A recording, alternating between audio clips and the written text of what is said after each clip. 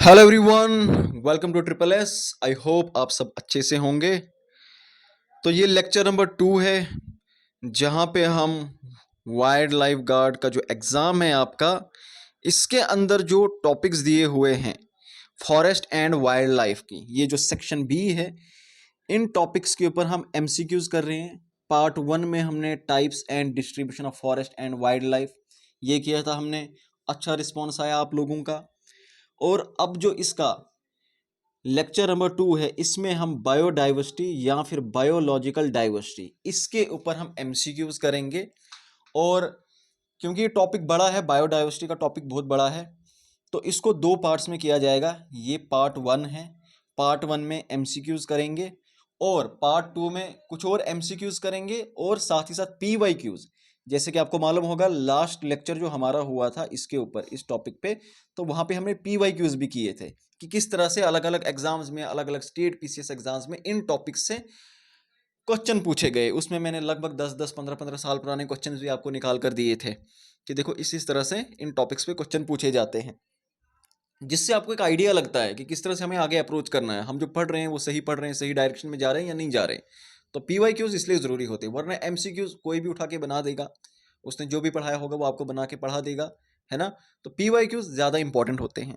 Okay, तो ये part 1 है। पार्ट 1 में हम एमसीक्यूज डिस्कस करेंगे और पार्ट 2 में हम क्या काम करेंगे, एमसीक्यूज के साथ पीवाईक्यूज डिस्कस करेंगे। आई बात समझ? तो चलिए शुरू करते हैं। क्वेश्चन नंबर 16 तक हमने किया था और ये उसके आगे ये कंटिन्यू एक पूरी एक पीडीएफ बन जाएगी इस पूरे टॉपिक के ऊपर, ठीक है, जिसमें ये जो टॉपिक है ना, ये पूरा सेक्शन बी कंप्लीट एमसीक्यूज का एक सेट बन जाएगा आप लोगों के पास। और इसमें एमसीक्यूज तो होंगे और पीवाईक्यूज भी अलग से होंगे, ठीक है, पीवाईक्यूज भी अलग से होंगे। तो इसलिए ये पूरा का पूरा एक सेट में बना रहा हूँ। एक बार कंप्लीट हो जाएगा तो ये मैं सेंड कर दूंगा आप लोगों को। चलिए, question number 17। The term biodiversity was officially coined bye. Officially coined का मतलब है कि टर्म पहले भी इस्तेमाल की जाती थी, बट एक ब्रॉड लेवल पे, एक बड़े फर्म पे इसको पहली बार इस्तेमाल करना, पॉपुलर करना, ये किसके द्वारा किया गया था? शाबाश। Question number 17। आप लोग लाइव जो चैट चल रही होती है, आप लोग वहाँ पे जवाब दिया करो और वहाँ पे एक आइडिया आपको लग जाएगा बाकी क्या जवाब दे रहे हैं। आपको कुछ और लिखने की ज़रूरत नहीं, आपको बस ABCD क्वेश्चन नंबर लिखा करो। जैसे 17 है, 17 का A, 17 का B, 17 का C या 17D, इस तरह से आपको लिखना है। आसान क्वेश्चन है, इसलिए थोड़ा हम जल्दी आगे बढ़ेंगे। क्वेश्चन नंबर 17, इसका राइट आंसर क्या है? शाबाश। तो इसका राइट आंसर है ऑप्शन सी, वॉल्टर जी रोजन। इनने ऑफिशियली जो है ये टर्म क्वाइन की थी। उससे पहले भी यूज हुई थी, वो सारी चीज़ें समझाऊंगा, डोंट वरी। बट पहली बार जो हमने देखा इसका एक ऑफिशियल यूज किसी बड़े से फॉरम पे हुआ, वो वॉल्टर जी रोजन के द्वारा किया गया था। चलिए, question number 18। Father of biodiversity father of biodiversity किसको बताया जाता है? शाबाश शाबाश।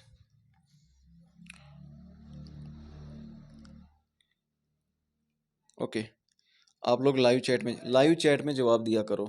18A, 18B, 18C, 18D, इस तरह से जवाब दिया करो। सो फादर ऑफ बायोडाइवर्सिटी किनको बताया जाता है? नहीं, वॉल्टर को नहीं बताया जाएगा। टर्म इनने दी थी, बट इनसे बढ़कर के जो काम किया गया था और भी ज़्यादा, वो एडवर्ड ऑसबॉर्न विल्सन, ठीक है, EO विल्सन जिनको बोलते हैं, इनको फादर ऑफ बायोडाइवर्सिटी। इनके अलावा एक और नाम आता है, वो भी समझाऊंगा, बस थोड़ा सा रुक जाओ।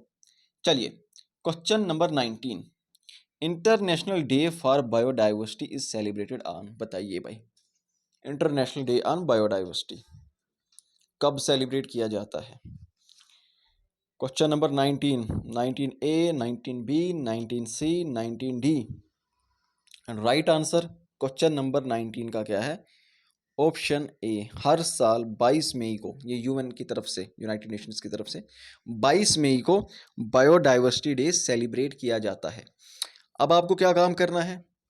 अब ये 22 मई 2025 चला गया है ना, आपको एक तो इस साल 2025 की थीम पता करनी है और 2024 की भी आपको थीम पता करनी है, क्या रखी गई थी। जिस तरह मैंने इन्वायरमेंट की, एनवायरमेंटल डे की मैंने बोली थी आपको, इसी तरह से आपने बायोडाइवर्सिटी की करनी है। हो गई ये चीज़। अब चलिए कुछ चीज़ें समझते हैं, कुछ कन्फ्यूजन यहाँ पे होती है, मैं समझता हूँ। देखो ध्यान देना यहाँ पे, ये जो टर्म थी, ये जो नाम यहाँ पे आए हैं, ध्यान देना ताकि एग्जाम में कुछ गड़बड़ करके ना आ जाना हो। रेमोड डसमन जो थे, उन्होंने सबसे पहले ये जो वर्ड है बायोडाइवर्सिटी, ये अपनी बुक में इस्तेमाल किया था। मैंने बताया था नाम पहले भी इस्तेमाल हुआ है, ओके, बट इसको ज़्यादा उतनी वाइडली उतना इसको उसकी एक्सपेक्टेशन मतलब उसको एक्सेप्ट नहीं किया गया साइंटिस्ट कम्युनिटी के अंदर, वर्ल्ड वाइड उतनी ज़्यादा मान्यता इसको नहीं मिली गई। बट अगर पूछा जाएगा बुक में किसने इस्तेमाल किया था, तो रेमोड एफ डसमन, ठीक है। बट उसके बाद क्या हुआ, उसके बाद ये 1968 की बात है। 1980 के अंदर क्या होता है, थॉमस लवजॉय जो है, इन्होंने भी बायोडाइवर्सिटी की बात की और बहुत सारे आइडियाज लेकर आ गए इकोलॉजिकल डिस्कशन के अंदर। बट फिर भी ये जो टर्म थी बायोडाइवर्सिटी, ये एग्जैक्टली और उस सेंस में जिस सेंस में हम पढ़ते हैं वैसे इस्तेमाल नहीं की गई थी, ओके, ठीक है। फिर ओके, फिर उसके बाद हम देखते हैं एक फोरम सेट किया जाता है 1986 के अंदर, ठीक है, नेशनल फोरम ऑन बायोडाइवर्सिटी, और इसी को अमेरिकन बायोडाइवर्सिटी फोरम भी बताया जाता है, ठीक है, 1986। वहां पे वॉल्टर जी रोजन ये पहली बार ऑफिशियली इस टर्म को कॉइन करते हैं, वहां पे सबके सामने ये टर्म इंट्रोड्यूस करते हैं बायोडाइवर्सिटी, और बायोडाइवर्सिटी की वही डेफिनेशन जो आज हम मॉडर्न टाइम पे पढ़ते हैं वो वाली डेफिनेशन यहाँ पे दे दी थी, ओके। इसलिए रोजन को क्रेडिट दिया जाता है कि इन्होंने ही ये टर्म दी है, क्योंकि जो फाइनल फॉर्म थी इस वर्ड की बायोडाइवर्सिटी की जो आज हम इस्तेमाल करते हैं वो किसके द्वारा दी गई है, वॉल्टर जी रोजन के द्वारा दी गई है, ठीक है। तो टाइमलाइन यहाँ पे समझ लो, सबसे पहले जो इसका इस्तेमाल किया गया है वो डसमन के द्वारा किया गया है, ओके, अपनी बुक के अंदर। फिर उसके बाद जो है लवजॉय ने इसको बायोडाइवर्सिटी को प्रमोट किया, बायोलॉजिकल डाइवर्सिटी को प्रमोट किया, लेकिन ये जो टर्म थी मॉडर्न टाइम में जिस तरह से हम इसको पढ़ते हैं, पहली बार उस फॉर्म में किसने इस्तेमाल किया था, किसने किया था, वॉल्टर जी रोजन ने किया था। कहां पर किया था, 1986 में नेशनल फोरम जो बायोडाइवर्सिटी पे थी, जिसको अमेरिकन बायोडाइवर्सिटी फोरम भी बताया जाता है, जो वॉशिंगटन डीसी के अंदर की गई थी वहां पे, ठीक है। उसके बाद हमने एक और चीज पढ़ी यहाँ पे, एडवर्ड ऑसबोर्न विल्सन के बारे में। इनको क्या बताया जाता है,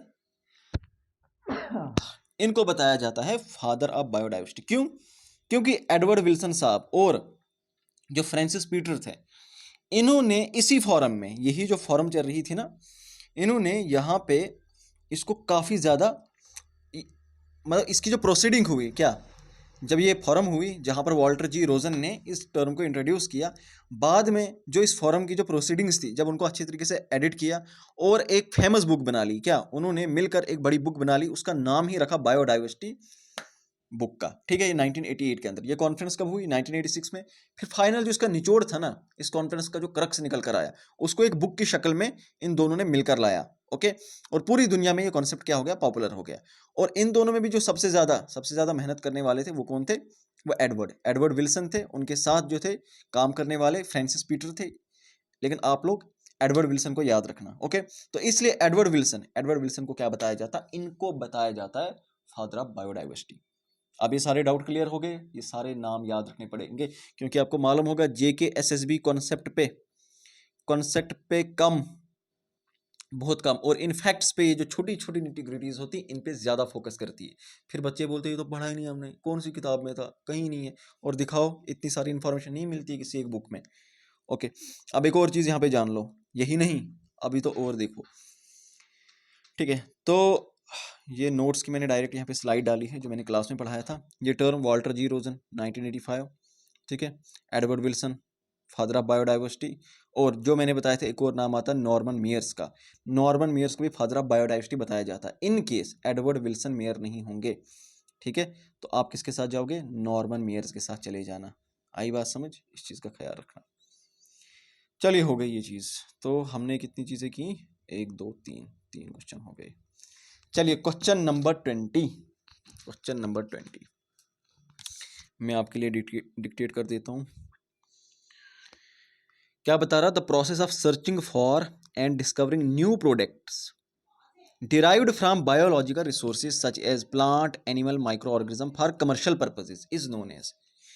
प्लांट्स, एनिमल, माइक्रो ऑर्गेनिज्म, ये जितने भी बायोलॉजिकल रिसोर्सेज हैं, इनसे जो प्रोडक्ट निकाले जाते हैं, जैसे प्लांट है, किसी प्लांट से कोई प्रोडक्ट निकाला जाएगा जिसका फिर कमर्शियल इस्तेमाल किया जाएगा, तो उस चीज़ को वैसी नई डिस्कवरीज करना, ये जो पूरा प्रोसेस होता है, इस पूरे प्रोसेस को क्या बताया जाता है, जहाँ पे प्लांट्स, एनिमल्स, माइक्रो ऑर्गेनिज्म को, ये जो हमारे बायोलॉजिकल रिसोर्सेज हैं, इनसे नए प्रोडक्ट जो है वो डिराइव किए जाते हैं।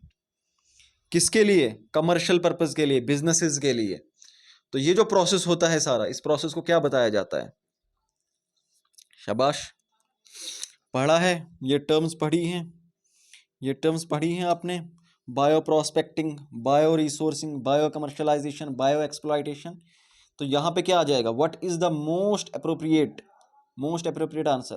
क्वेश्चन नंबर 20 राइट आंसर है बायो प्रोस्पेक्टिंग। तो बायो प्रोस्पेक्टिंग क्या होता है? बायो प्रोस्पेक्टिंग होता है एक सिस्टमेटिकल सर्च की जाती है, किसके लिए? बायोकेमिकल्स या जेनेटिक इंफॉर्मेशन निकाली जाती है प्लांट से, एनिमल से, माइक्रो ऑर्गेनिज्म से। फिर उनसे क्या किए जाते हैं? प्रोडक्ट बनाए जाते हैं, अलग अलग प्रोडक्ट, फार्मास्यूटिकल प्रोडक्ट बनाए जाएंगे, मेकअप प्रोडक्ट, कॉस्मेटिक प्रोडक्ट बनाए जाएंगे, अलग अलग तरह के प्रोडक्ट बनाए जाएंगे जिनका कमर्शियल इस्तेमाल किया जाएगा बाद में। इसको बोलते हैं बायो प्रोस्पेक्टिंग। ये जो प्रोसेस होता है, ये जो रिसर्च चलती है पूरी। ओके, हो गई ये चीज। क्वेश्चन नंबर 21 इसी के साथ है। चलो पहली स्टेटमेंट तो आप लोग सॉल्व करोगे। It is about bio prospecting and biopiracy. बहुत ही इंपॉर्टेंट और बहुत ही हाईलाइटेड टॉपिक होता है ये बायोलॉजिकल डाइवर्सिटी का। Hot topics, among the hot topics पूरी दुनिया में जिनकी चर्चा होती है। Bio prospecting and biopiracy. Biopiracy तो सबसे बड़ा इशू है। चलिए, पहली स्टेटमेंट क्या है? Bio prospecting is the systematic search for biochemical and genetic information to develop commercially valuable product. Okay, ये चीज़ मैंने समझा दिया कि इसमें क्या किया जाता है। इसमें जो बायोलॉजिकल रिसोर्सेज हैं उनसे नए नए प्रोडक्ट्स को डिराइव किया जाता है। तो ये जो पूरा प्रोसेस होता है इसकी रिसर्च का, जहाँ पर बायोकेमिकल और जेनेटिक इन्फॉर्मेशन को, नई जेनेटिक इन्फॉर्मेशन को डेवलप किया जाएगा, किस लिए? कमर्शियल पर्पज़ के लिए। कमर्शियल वैल्यूएबल प्रोडक्ट बनाए जाएंगे, कॉस्मेटिक प्रोडक्ट्स बनाए जाएंगे, ठीक है, फार्मास्यूटिकल प्रोडक्ट्स बनाए जाएंगे, इन सब चीज़ों के लिए। इसको बोलते हैं बायो प्रोस्पेक्टिंग। ठीक है, कोई गलत चीज़ नहीं है, अच्छी बात है। फिर बात करा biopiracy. What is biopiracy? Piracy का जैसे मतलब ही आपको मालूम होगा, चोरी। तो बायोपायरेसी क्या है? Exploitation of genetic resources of indigenous communities and gaining monopoly over them. तो मानो ये कोई एरिया है, यहाँ पे एक पर्टिकुलर ट्राइब रहता है। अब ये ट्राइब यहाँ पे क्या कर रहा है? इसकी बाहर की दुनिया के साथ इसका बहुत कम इंटरेक्शन है, लेकिन ये वहीं पे आयुर्वेदिक, वहाँ पे जो लोकल हर्ब्स हैं, शर्ब्स हैं, उनका इस्तेमाल करके ट्रीटमेंट करते हैं, और भी इनके पास बहुत सारी टेक्निक्स हैं। बायोपायरेसी में क्या किया जाता है? ये जो इंडिजिनस कम्युनिटीज़ हैं, इनके जो भी जेनेटिक रिसोर्सेज हैं उनको एक्सप्लॉइट किया जाएगा। वहाँ पे जिन जिन चीज़ों का ये इस्तेमाल करते हैं, ये कई सालों से करते आ रहे थे, कोई नई बात नहीं थी। ये उसी इन्फॉर्मेशन को चोरेंगे, उसको एक नई शक्ल देंगे, आयुर्वेदिक से एलोपैथिक की शक्ल देंगे उसी चीज़ को, और बोलेंगे हमने तो नई चीज़ बनाई। क्या? हमने तो नई चीज़ बनाई, इससे पहले दुनिया में कहीं नहीं थी। इन्होंने नॉलेज चोरी किया। क्या किया? नॉलेज चोरी किया। उनको कोई क्रेडिट नहीं मिला उस ट्राइब को, इन्होंने नॉलेज चोरी किया। बस इन्होंने उसके अंदर मॉडिफिकेशन की, नॉलेज चोरी करके मॉडिफिकेशन की, अपने नाम के ऊपर पेटेंट रजिस्टर करवाया। उस इंडिजिनस कम्युनिटी का, उस ट्राइब का, इनका उनके साथ फिर कोई भी लेना देना नहीं है। वो जिए मरे, इनको उनके साथ कोई फर्क नहीं पड़ता, लेकिन उनसे नॉलेज चोरी करेंगे। आई बात समझ? इसको क्या बोलते हैं? बायोपायरेसी। क्या बोलते हैं? बायोपायरेसी। दोनों टर्म्स ठीक हैं। तो हमसे क्या पूछा है? करेक्ट। करेक्ट क्या है? तो दोनों ठीक है, option C is the right answer. Okay, I hope ये सब पढ़ा होगा आप लोगों ने। चलिए, ये मैं फिर से समझाता हूँ बायो प्रोस्पेक्टिंग होता क्या है। तो इसको बायोडाइवर्सिटी प्रोस्पेक्टिंग या बायो प्रोस्पेक्टिंग भी बोलते हैं, जिसमें मैंने क्या बताया, सिस्टमेटिक सर्च होती है बायोकेमिकल्स की, जेनेटिक इन्फॉर्मेशन की, जो भी नेचर के अंदर अवेलेबल है, ताकि कमर्शियली वैल्यूएबल प्रोडक्ट जो है, फार्मास्यूटिकल, एग्रीकल्चर प्रोडक्ट, कॉस्मेटिक, ये बनाए जा सकें। ये क्या होता है? Bio prospecting. ओके, तो इसी तरह से दूसरी क्या आ गई? दूसरी होती है बायोपायरेसी। तो बायोपायरेसी में क्या होता है? एक्सप्लॉइटिंग नॉलेज, नॉलेज चोरी करना, जेनेटिक रिसोर्सेज जो इंडिजिनियस कम्युनिटीज़ के होंगे वो, और गैनिंग मोनोपोली, और उनके ऊपर जो है पेटेंट के जरिए मोनोपोली, कि भाई ये सिर्फ हमारा है, आप कोई और इस्तेमाल नहीं करेगा। आई बात समझ? तो बायो प्रॉस्पेक्टिंग क्या होता है? आप रिसर्च करते हो, रिसर्च करके आप एक प्रोडक्ट बनाते हो, उस प्रोडक्ट से आप इनकम करते हो, इनकम जनरेट होती है, ठीक है। और कंजर्वेशन, फिर उन चीज़ों को आप कंजर्व भी करोगे, तो ये एक अच्छी चीज़ होती है। क्या ओवरऑल बायो प्रॉस्पेक्टिंग अच्छी चीज़ होती है, जबकि बायो पायरेसी क्या एक नेगेटिव चीज़ है, बुरी चीज़ है। Question number 22, which among the following are levels of biodiversity?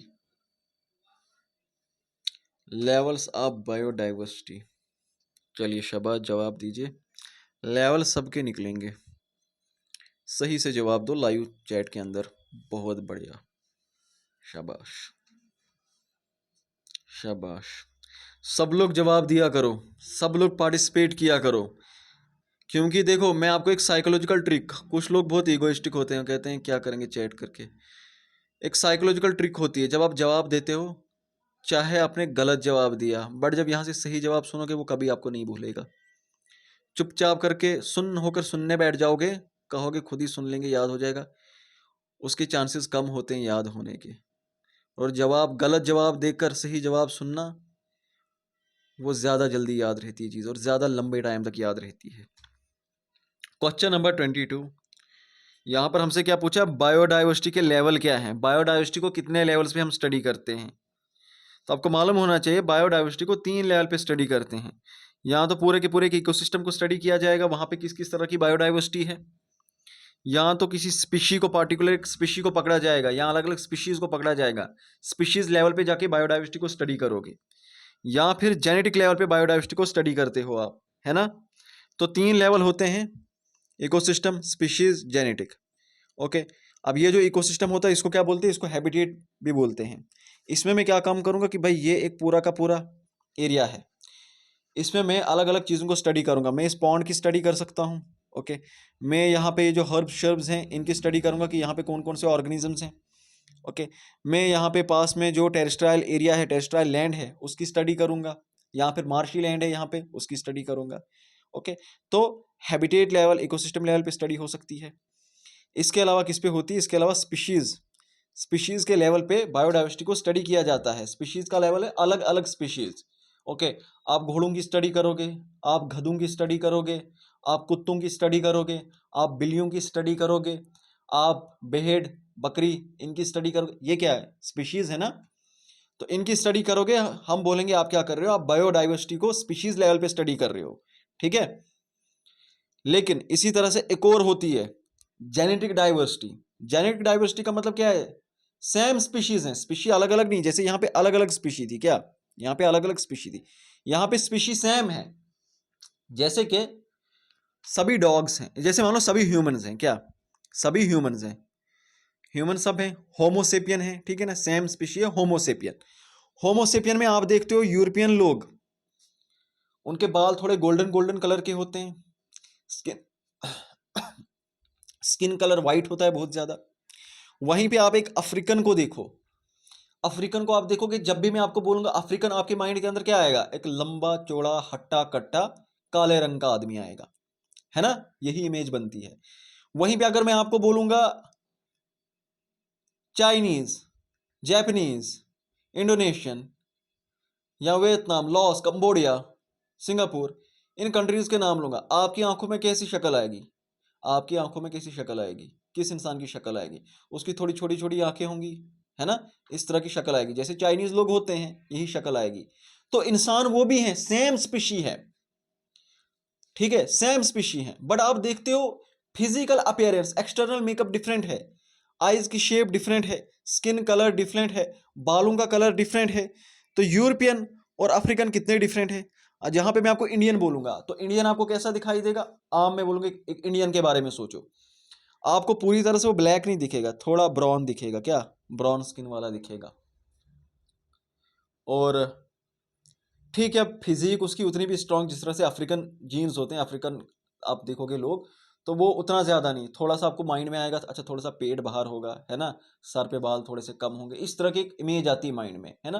क्योंकि आप अपने आसपास नज़र दौड़ा कर देखो, ज़्यादातर लोग क्या होते हैं, अनहेल्दी हमें ज़्यादातर देखने को मिलते हैं अपने आसपास, तो आपके माइंड में वैसी पिक्चर आएगी, okay.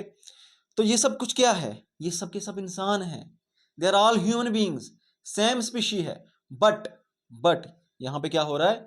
Genetic genetic genetic makeup DNA के लेवल पे, ठीक है, डीएनए के ओहो डबल हेलिक्स मॉडल बना रहा था। डीएनए के लेवल पे, जेनेटिक के लेवल पे इंफॉर्मेशन क्या है, इंफॉर्मेशन थोड़ी सी डिफरेंट होने की वजह से पूरी की पूरी अफेयरेंस डिफरेंट हो गई, ठीक है। तो बाहर के जो ट्रेड्स हैं वो डिफरेंट होते हैं, अंदर स्पीशी वही है, सेम है। और स्पीशी की खास बात क्या होती है, स्पीशी की खास बात ये होती है कि वो आपस में इंटरब्रीड कर सकते हैं।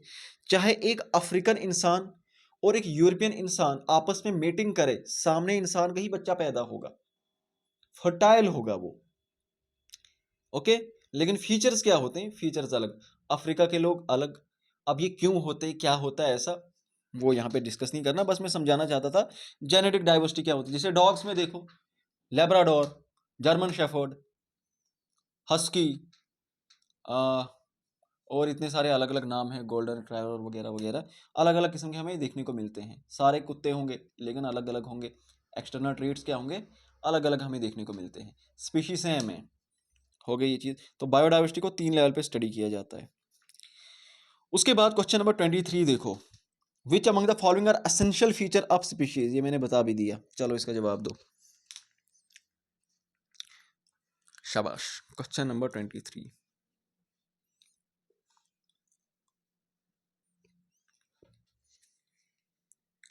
एक्चुअली मुझे खुद को ऐसे मज़ा नहीं आता है अगर सिर्फ क्वेश्चंस प्रैक्टिस कराऊँ, थोड़ा उसके साथ समझाऊँ नहीं, क्योंकि बहुत सारे बच्चे हैं जिन्होंने कोर्स नहीं लिया है, अफोर्ड नहीं कर सकते, तो मैं चाहता हूँ कि यहाँ पे वो एक्स्ट्रा इन्फॉर्मेशन मैं उनको दूँ। हालांकि कोर्स 400-500 रुपये बस मुझे लगता है यही प्राइस होती है, 600 से पर मुझे नहीं लगता होगी। बेसिकली बच्चों को ना वो डिस्काउंट लेना नहीं आता, वहाँ पे नीचे लगा होता है हमेशा डिस्काउंट, उस पर क्लिक करके वो प्राइसेस एकदम गिर जाती है नीचे। चलिए चलिए शाबाश। देखो स्पीशी का मतलब क्या होता है, ये स्पीशीज सिंगुलर प्लूरल इसकी एक ही फॉर्म होती है। स्पीशी का मतलब होता है वो ग्रुप ऑफ ऑर्गेनिज्म जो आपस में इंटरब्रीड करेंगे, क्या करेंगे, इंटरब्रीड करेंगे, यानी आपस आपस में मेटिंग जो होगी उनकी आपस में होगी। और सिर्फ मेटिंग नहीं, वो रिप्रोडक्टिव आइसोलेशन हो गई, सिर्फ एक दूसरे के साथ ही करते होंगे। जैसे कि ह्यूमंस हैं, सिर्फ ह्यूमंस आपस में मीटिंग करेंगे, सिर्फ डॉग्स आपस में मीटिंग करेंगे, सिर्फ कैट्स आपस में मीटिंग करेंगे। आई बात समझ, सेम स्पीशी, ओके।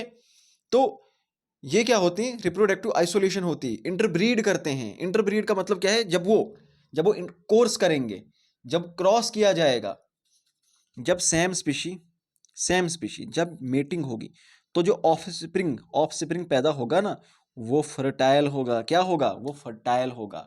लेकिन अगर अगर मैं अलग अलग स्पीशीज का क्रॉस कराऊं, मानो ये एक स्पीशी एक्स है, ये स्पीशी वाई है, मैंने इनका क्रॉस करवाया, सामने जो इंडिविजुअल आएगा जेड, वो फर्टाइल नहीं होगा, वो एक स्पीशी नहीं होगी। जैसे कि आपने म्यूल, जो खच्चर होता है, खच्चर आपको मालूम है ना, वो आगे अपना बच्चा पैदा नहीं कर सकता, क्योंकि वो स्टेराइल होता है, वो फर्टाइल नहीं होता है। आई बात समझ, क्यों, क्योंकि म्यूल बनता कैसे है, म्यूल बनता कैसे है, जब घोड़े का और गधे का, ओके, मानो एक फीमेल डोंकी है और एक मेल हॉर्स है, उनका क्रॉस करवाया, उनका क्रॉस करवा के जो सामने पैदा होगा म्यूल, खच्चर पैदा होगा, ओके। तो फर्टाइल नहीं होगा। मान लो फीमेल खच्चर है, तो फीमेल खच्चर अगर वो किसी के साथ मेटिंग करेगी, वो बच्चा पैदा नहीं कर सकती। आई बात समझ। या फिर अगर मेल खच्चर है, उसको किसी और के साथ क्रॉस करवाएंगे, तो वो आगे ऑफस्प्रिंग ही पैदा नहीं कर पाएगा। आई बात समझ। इसी तरह से आपने लाइगर का नाम सुना है, लाइगर, वो मूवी वाला लाइगर नहीं, लाइगर क्या है, गूगल करके देख लेना, लाइगर ओके, बड़ा खूबसूरत सा आपको शेर, आप कंफ्यूज हो जाओगे टाइगर है या लाइन है, ओके। तो बेसिकली किया क्या, एक मेल लाइन का एक फीमेल टाइगर के साथ, टिग्रिस के साथ क्रॉस करवा दिया, तो लाइन और टाइगर का क्रॉस करवा दिया, लाइगर बन गया, ठीक है। और बड़ा ही तगड़ा हट्टा कट्टा होता है, बड़ा ही खूबसूरत दिखने में होता है, लेकिन वही है, स्टेराइल है, फर्टाइल ऑफस्प्रिंग आगे प्रोड्यूस नहीं कर पाएगा। क्यों, क्योंकि सेम स्पीशीज का आपने नहीं किया था, आपने अलग अलग स्पीशीज का किया था। तो आपस में इंटरब्रीड करने चाहिए, रिप्रोडक्टिव आइसोलेशन का मतलब है कि नेचुरली एक दूसरे के साथ मीटिंग नहीं करेंगे, ठीक है। इन अ वेरी रेयर सर्कमस्टांसेस हमें ये देखने को मिलेगा, और अगर वैसा हुआ भी तो ऑफस्प्रिंग फर्टाइल नहीं होगा। लेकिन अगर अपनी ही स्पीशी में किया, सेम स्पीशी में जो नेचुरली होता है, वहां पे फर्टाइल ऑफस्प्रिंग पैदा होता है। हाँ, ये बात समझ। चलो, native species to a single geographical location are known as, कोई भी एक पार्टिकुलर ज्योग्राफिकल एरिया है, ये स्पीशीज सिर्फ यहां पे मिलेंगी, इसके बाहर ये स्पीशीज हमें कहीं पे भी दुनिया में नहीं मिलती। इन स्पीशीज को क्या बोलते हैं? जो किसी पर्टिकुलर ज्योग्राफिकल एरिया, कोई एक आइलैंड होगा, हमें सिर्फ वहां पे, जैसे आपने अगर मेडागास्कर देखा है, आज मेडागास्कर के व्लॉग चेक करना, यूट्यूब पे जाके सर्च करना मेडागास्कर फॉरेस्ट व्लॉग्स, वहां पे ऐसे ऐसे प्लांट्स हैं, ऐसा लगता है जैसे पता नहीं किसी दूसरे प्लेनेट, जैसे हॉलीवुड की कोई मूवी है और कोई दूसरा एलियन वाला प्लेनेट हम पहुंच गए हैं। वो सिर्फ वहां पे मेडागास्कर में ही देखने को मिलते, और कहीं नहीं मिलते दुनिया में देखने को। तो कोई एक आइलैंड हो सकता है, कोई स्टेट हो सकती है, कोई माउंटेन रेंज हो सकती है, जहाँ पे वो एक पर्टिकुलर स्पीशी प्लांट एनिमल की देखने को मिलती है, वो दूसरी जगह नहीं देखने को मिलती है। तो इस तरह की जो नेटिव स्पीशीज होती हैं, जो सिर्फ किसी एक सिंगल ज्योग्राफिकल लोकेशन में रहती हैं, कहीं और नहीं मिलती, उनको क्या बोलते हैं? Keystone species, indicator species, flagship species, endemic species. Question number 24 का राइट आंसर है ऑप्शन डी, एंडेमिक। क्या बोलते हैं? एंडेमिक। जैसे अगर आपने वेस्टर्न घाट का नाम सुना है, पढ़ाई होगा ऑफ कोर्स, वेस्टर्न घाट्स के अंदर हमें अलग अलग किस्म की एक बहुत ही रिच बायोडाइवर्सिटी देखने को मिलती है। आपको मालूम होगा वो एक बायोलॉजिकल हॉटस्पॉट है। तो वहां पर हमें क्या देखने को मिलता है? अलग अलग किस्म की ऐसी प्लांट एंड एनिमल डाइवर्सिटी देखने को मिलती है जो हमें दूसरी जगह कहीं पे देखने को नहीं मिलती, और वो बहुत ज्यादा तादाद में। इसीलिए वेस्टर्न घाट्स को क्या बोला जाता है? Endemic crown. क्या बोलते हैं? एंडेमिक क्राउन उसको बोलते हैं। ठीक है। और ये सारी स्पीशीज आई होप आपने पढ़ी होंगी, जहां पर भी आपने पढ़ा होगा ये सारी स्पीशीज इंपॉर्टेंट है। ये सारी species ketone, indicator, flagship, endemic, foundation, umbrella, ये सारी स्पीशीज पढ़ लेना, क्योंकि मैं यहाँ पे पढ़ाने बैठ जाऊंगा क्लास और लंबी खिंच जाएगी। ये एक शॉर्ट सेशन है। Question number 25, the comparison of diversity of species found in a particular area. ये एक पर्टिकुलर एरिया है, इसमें अलग अलग स्पीशीज का कंपैरिजन कर रहे हैं। ये इकोसिस्टम की स्पीशी का, ये इकोसिस्टम ये, और ये इकोसिस्टम की स्पीशीज का कंपैरिजन कर रहे हैं। इस प्रोसेस को क्या बोलते हैं? ये जो कंपैरिजन होता है इसको क्या बोलते हैं? इससे जो डाइवर्सिटी निकल के आती है, alpha diversity, beta diversity, gamma diversity, theta diversity. Question number 25 and the right answer is beta diversity. ये पढ़ा है ना आपने, alpha beta gamma. Species richness और स्पीशी इवननेस का जो कॉन्सेप्ट है, स्पीशी रिचनेस क्या बताता है? कोई भी एक जगह है, वहां पे कितनी स्पीशीज हैं। कितनी स्पीशीज का मतलब है कि वहां पे हमने देखा बहुत सारे घोड़े हैं, वहां पे हमने देखा बहुत सारे टाइगर्स हैं, वहां पे हमने देखा बहुत सारे बफलोज हैं, वहां पे हमने देखा बहुत सारी डियर, हिरन हैं, वहां पे हमने देखा बहुत सारे क्रोकोडाइल हैं। इंडिविजुअल को नहीं गिना जा रहा है, स्पीशी को गिना जा रहा है। कितनी स्पीशी आई? 1 2 3 4 5, 5 स्पीशी हैं। इंडिविजुअल ज्यादा हो सकते हैं, ठीक है, लेकिन स्पीशी, टाइप ऑफ स्पीशी 5 है। तो नंबर ऑफ स्पीशी जब हम निकालते हैं वो स्पीशी रिचनेस होती है। ओके। और एक और होता है स्पीशी इवननेस। स्पीशी इवननेस का मतलब होता है कि वो उनकी जो जो डिस्ट्रीब्यूशन है, वो डिस्ट्रीब्यूशन किस तरह की है। ओके। रिलेटिव एविडेंस, वहां पे जो इंडिविजुअल है अलग अलग स्पीशीज के, वो एक दूसरे के कंपैरिजन में कैसे हैं, कितने हैं। ठीक है। जैसे कि अगर मैं बोलूंगा कि वहां पे लो इवननेस है, लो इवननेस का मतलब है कि बहुत थोड़े बहुत स्पीशीज हैं जो उस इलाके को क्या कर रहे हैं? डोमिनेट कर रहे हैं। ओके। तो एक दूसरे के कंपैरिजन में एक दूसरे की स्पीशीज, ये जो स्पीशीज हैं उन स्पीशीज में किस तरह से इंडिविजुअल्स हैं। ओके। Species evenness. अब स्पीशी रिचनेस में क्या होता है? स्पीशी रिचनेस में हमें 3 तरह की डाइवर्सिटी देखने को मिलती है, अल्फा, बीटा, गामा। अल्फा का मतलब तो सिंपल ये है कि कोई भी एक पार्टिकुलर इकोसिस्टम है, वहां पे हमें नंबर ऑफ स्पीशीज कितने देखने को मिलते हैं। जैसे मान लो ये साइट ए है, ये पूरा का पूरा एक एरिया है, कोई जंगल है। इस जंगल में मान लो ये एक पॉन्ड है, ये एक पॉन्ड है, ठीक है, ये एक पॉन्ड इकोसिस्टम है। ये मान लो ये क्या है? ये सैंडी एरिया है, जंगल का सूखा एरिया है, वहां पे रेत वगैरह है, डेजर्ट जैसा है। ठीक है। ये क्या है? ये यहाँ पे इस फॉरेस्ट का ग्रासलैंड वाला इकोसिस्टम है, यहाँ पे ग्रास पाई जाती है। एग्जाम्पल के तौर पे बता रहा हूँ समझाने के लिए। ठीक है। पूरा का पूरा जंगल है और इस जंगल में ये अलग अलग चीजें हैं। ओके। अब यहाँ पे अल्फा डाइवर्सिटी अगर मैं निकालूंगा, अल्फा डाइवर्सिटी का मतलब है कि ये साइट ए है, यहाँ पे कितनी स्पीशीज हैं। तो ब्लैक कलर की 1 है, ऑरेंज कलर की 2, ठीक है, ब्लैक मतलब एक ब्लैक कलर वाली आ गई, एक ऑरेंज वाली आ गई, एक ग्रीन वाली आ गई, तो अल्फा डाइवर्सिटी 3 निकलेगी। यहाँ पर एक ग्रीन कलर की है, एक ब्लैक कलर की है, तो अल्फा डाइवर्सिटी 2। यहाँ पे एक ऑरेंज है, एक रेड है, एक ग्रीन है, तो अल्फा डाइवर्सिटी 3। आई बात समझ?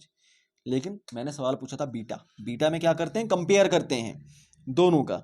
ठीक है, तो दोनों का कॉमन वाली माइनस करेंगे। जैसे यहाँ पर भी ग्रीन है, यहाँ पर भी ग्रीन है, कोई ज़रूरत नहीं है। यहाँ पर भी ऑरेंज है, यहाँ पर भी ऑरेंज है, कोई ज़रूरत नहीं है।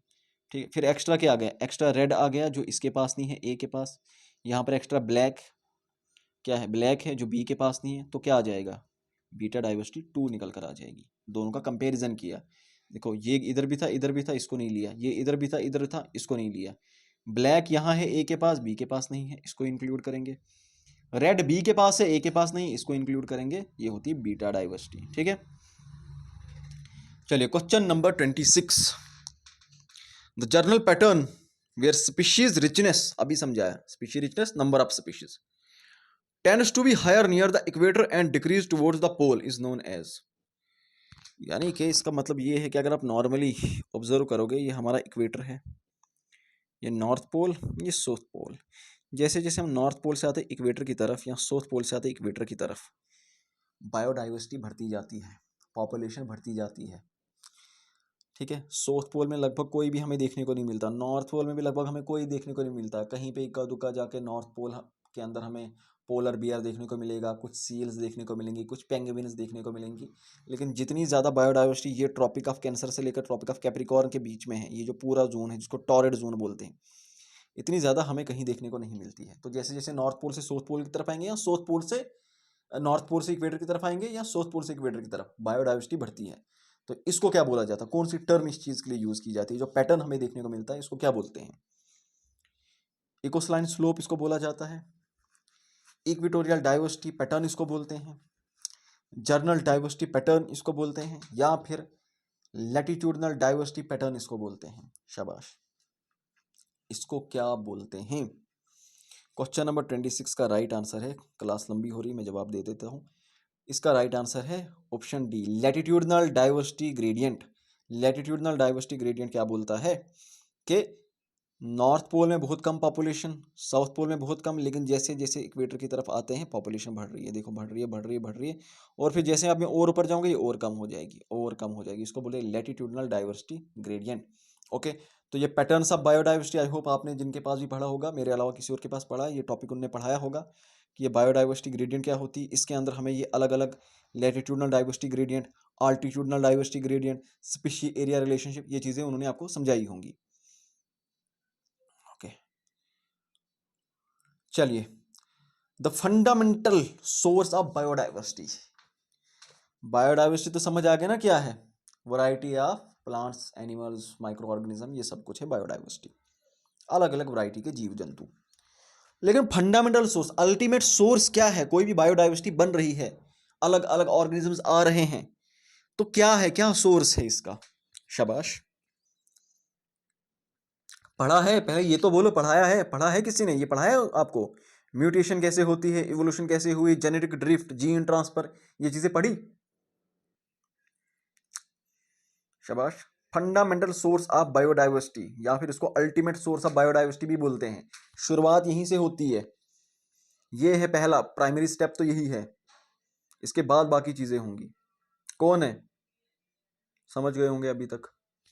पहला क्या है, इसको क्या बोलते हैं? Question number 27, right answer is mutation. सबसे पहले तो म्यूटेशन होगी ना, ठीक है, शॉर्ट में बताता हूं, आप लोगों ने तो पढ़ा ही होगा। देखो क्या होता है, फंडामेंटल सोर्स अगर आपसे पूछा जाएगा ना, फंडामेंटल सोर्स क्या है बायोडाइवर्सिटी का, जो आती है वो कहां से आती है? म्यूटेशन। क्योंकि म्यूटेशन से ही क्या होगी, जेनेटिक वेरिएशंस होंगी, जेनेटिक वेरिएशन से फिर इवोल्यूशन को एक जंप मिलेगा कि भाई अब इवोल्यूशन होगी। जब जेनेटिक वेरिएशन होगी, जीन्स के लेवल के ऊपर चेंजिंग होगी, तो उसके बाद ही इवोल्यूशन शुरू होगा। इवोल्यूशन जब आएगा तो नई स्पीशीज आ जाएंगी। जैसे हम होमोसेपियन हैं, हमारे जो एंसेस्टर थे वो क्या थे, वो कहीं पे होमो इरेक्टस हमें देखने को मिलता था, कहीं कोई और देखने को मिलता था, उनके जेनेटिक वेरिएशन ही तो होने लगी, और फाइनली आज जो मॉडर्न ह्यूमंस हम बन के तैयार हो गए, होमोसेपियंस। ओके, तो शुरुआत कहां से हुई? शुरुआत सबसे पहले म्यूटेशन हुई। तो म्यूटेशन में क्या हुआ, ऑर्गेनिज्म का जो डीएनए सीक्वेंस है ना, उसके अंदर सबसे पहले चेंजेस शुरू हो जाती हैं। और वो कोई भी फैक्टर हो सकते हैं, रेडिएशन, वायरस एंटर हुई, ठीक है, जिसने नई जेनेटिक वेरिएशंस लाई, या फिर कॉपिंग एरर हुए, कॉपी करते हुए कॉपिंग एरर्स हो गए, उसकी वजह से चेंजेस आ गए, तो म्यूटेशन हो गई। ओके, तो सबसे पहले म्यूटेशन होती है, म्यूटेशन ही इवोल्यूशन को फ्यूल करती है। म्यूटेशन नहीं होगी तो इवोल्यूशन नहीं होगी, म्यूटेशन हुई फिर उसके बाद इवोल्यूशन होगी। ओके, तो इवोल्यूशन के अंदर क्या होगा, इवोल्यूशन के अंदर ओवर लॉन्ग पीरियड, ये एक लंबा प्रोसेस होता है जिसके अंदर फिर नई स्पीशीज, स्पेशिएशन जिसको बोलते हैं, नई स्पीशीज का जन्म होता है। ओके, और यहीं पे हमें क्या होता है, जो म्यूटेशन होती है, म्यूटेशन क्या काम करती है, बेसिकली म्यूटेशन एक तरह का रॉ मटेरियल प्रोवाइड करती है इस सब के लिए। ओके, जीन फ्लो शुरू हो जाएगा। जीन फ्लो का मतलब क्या होता है, जब इंडिविजुअल्स की माइग्रेशन होगी बिटवीन पॉपुलेशंस, पॉपुलेशन ये समझते हो ना, इंडिविजुअल, पॉपुलेशन, कम्युनिटी, ये चीजें पढ़ी हैं, levels of ecology, levels of ecology, levels of organisation of ecology. ये पहला ही चैप्टर यूट्यूब के ऊपर प्लेलिस्ट में जाकर देखना, पहला ही चैप्टर मैंने इसी पे पढ़ाया, levels of organisation of ecology. ठीक है, पहला लेवल क्या होता है, ऑर्गेनिज्म, इंडिविजुअल। दूसरा लेवल क्या होता है, दूसरा लेवल होता है पॉपुलेशन, जिसके अंदर हम क्या, स्पीशीज को स्टडी करते हैं। और तीसरा लेवल होता है कम्युनिटी, जिसमें अलग अलग स्पीशी को स्टडी किया जाएगा। ये पढ़ा चुका हूं मैं यूट्यूब पे, और उस वक्त भी जब मैं पढ़ा रहा था ना, नीचे कुछ आते हैं ना फंडर, जिनको लगता है उनको ज्यादा पता है, उस वक्त बोलते ये क्यों पढ़ा रहे हो, टॉपिक तो कुछ और था, ये किस लिए पढ़ा रहे हो, पता नहीं है क्या पढ़ाना होता है। मुझे मालूम है, जिस सफर पे आज चल रहे हो ना, आज मैं 5 साल पहले वो शुरू कर चुका हूँ, ठीक है, तो इसलिए मुझे मालूम है आगे क्या क्या मसले होने हैं, वो मैं पहले ही क्लियर कर रहा था, इसलिए मैंने पहले ही वो सारी चीजें कराई थी कि जो आगे आने वाली है। तो देखो यहाँ पे क्या हो रहा है, माइग्रेशन हो रही है इंडिविजुअल्स की बिटवीन पॉपुलेशन। पॉपुलेशन क्या है, पहला आ गया ऑर्गेनिज्म, पहला लेवल ऑफ इकोलॉजी क्या है, ऑर्गेनिज्म, एक सिंगल इंडिविजुअल, मानो एक बेचारा कुत्ता या एक बेचारी बिल्ली। ओके, फिर उसके बाद दूसरा स्टेप क्या होता है, दूसरा स्टेप होता है पॉपुलेशन। पॉपुलेशन में क्या होता है, पॉपुलेशन में वहां पे अलग अलग स्पीशीज आएंगी, क्या मतलब, वहां पे उसी स्पीशी के अलग अलग इंडिविजुअल आएंगे। पहले एक सिंगल ऑर्गेनिज्म, पॉपुलेशन के अंदर बहुत सारी बिल्लियां, यहाँ पे एक बिल्ली थी, यहाँ पे बहुत सारी बिल्लियां होंगी। फिर कम्युनिटी में क्या होंगी, अलग अलग स्पीशीज होंगी, बिल्ली भी होगा, कुत्ता भी होगा, तोता भी होगा, घोड़ा भी होगा। ये तीसरा लेवल होता है। तो जीन फ्लो में क्या होगा, जीन फ्लो में माइग्रेशन होगी पॉपुलेशन के बीच में, यानी इस दूसरे स्टेप में होगी, और यहीं पे जेनेटिक ड्रिफ्ट भी होगा। फिर उसके बाद इसके अंदर क्या होगा, जो जीन फ्रीक्वेंसी है उसके अंदर रैंडम चेंजेस हमें देखने को मिलेंगे। और इन सब से क्या होता है, इन सब से जो होते हैं, ये सारा ओवरऑल किसके अंदर चला जाता है, बायोडाइवर्सिटी आ जाएगी, क्योंकि नए ऑर्गेनिजम्स आ जाएंगे। ठीक है, इवोल्यूशन होगी, तो नए इंडिविजुअल हमें देखने को मिलेंगे। ठीक है, बहुत शॉर्ट में मैंने बता दिया, आई होप समझ तो आ गया होगा, या पढ़ा होगा आप लोगों ने, कोई बात नहीं। चलिए, तो फंडामेंटल सोर्स क्या है, वो है म्यूटेशन।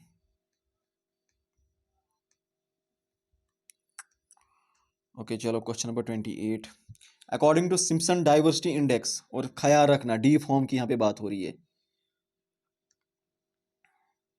सॉरी डी फॉर्म की बात हो रही है। जीरो क्या इंडिकेट करता है, प्लीज़ मुझे नीचे ये नहीं बताना कि हमें हमारे सर जी ने ये नहीं पढ़ाया है।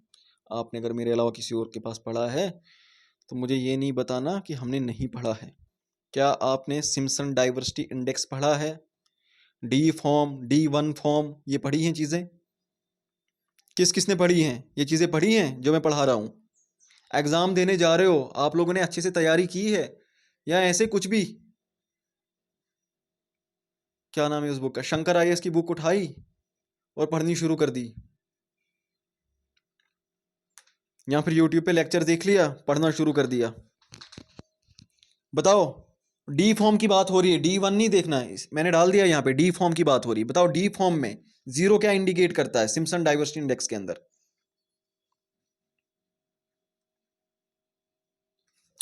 देखो इधर देखो, सिम्पसन डाइवर्सिटी इंडेक्स किस लिए आया था, स्पीशीज की डाइवर्सिटी को मेजर करने के लिए। ओके, और उसमें सिर्फ 0 से लेकर 1 तक की रेंज है, और 0 से लेकर 1 तक जो है इसकी इंटरप्रिटेशन 2 लेवल पे की जाती है। इंटरप्रिटेशन होती है एक डी और एक होती है 1D, 2 फॉर्म होते हैं, एक डी फॉर्म होती है, एक 1D फॉर्म होती है।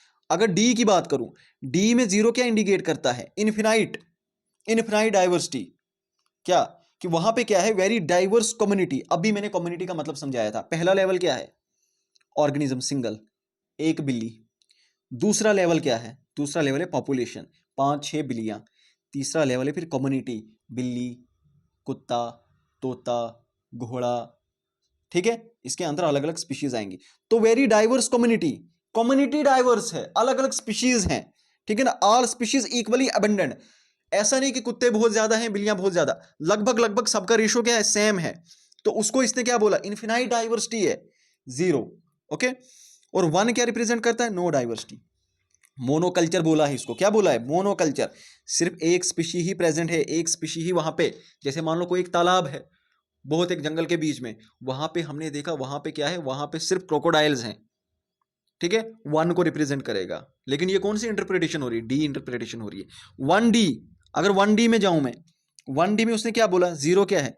0 नो डाइवर्सिटी। यहां पे क्या बोल रहे हैं? इन्फिनाइट। यहां पे बोल रहा है नो डाइवर्सिटी, 1 स्पीशी, ठीक है। यानी जो यहां पे 1 था वो यहां पे 0, और 1 यहां पे क्या इंडिकेट करता? मैक्सिमम डाइवर्सिटी, ठीक है। मैनी स्पीशीज इवनली डिस्ट्रीब्यूटेड, ठीक है, लगभग लगभग सेम रेशियो में है, स्पीशी इवननेस अच्छी खासी है। ओके, आई बात समझ। तो यहां पर क्या है? D form. तो डी फॉर्म में 0 क्या इंडिकेट करता है? इन्फिनाइट डाइवर्सिटी को इंडिकेट करता है। हो गई ये चीज। ये मैं ऐसे नहीं पढ़ा रहा हूं, ये पूछे गए हैं, ये टॉपिक इंपॉर्टेंट है, ये पूछे जा सकते हैं, ये कई बार पूछे जा चुके हैं, इसीलिए मैं प्रीवियस ईयर क्वेश्चन प्रैक्टिस करवाता हूं। और मैंने आपको पहले ही बताया मेरा तरीका क्या है। मेरा यही तरीका है, मुझे जो भी टॉपिक पढ़ाना होता है, जब मुझे कोई टॉपिक अलॉट होता है, मैं देखता हूं उसके लगभग 10-15 सालों में क्या क्या क्वेश्चंस पूछे गए हैं, कौन कौन से पैरामीटर्स हैं, कौन कौन सी सेक्शन है जहां से ज्यादा सवाल आते हैं, फिर जाके मैं कंटेंट बनाता हूँ फाइनल और उसको पढ़ाना शुरू करता हूँ। ऐसे नहीं कुछ भी उठा लिया, कॉपी पेस्ट मार दिया, टाइम पास करूंगा बच्चों के साथ, नो नेवर। Question number 29। अब मैं थोड़ा फास्ट बोलता हूँ, लेकिन मेरे साथ इसको अब आदत डाल दो, आदत डाल दो।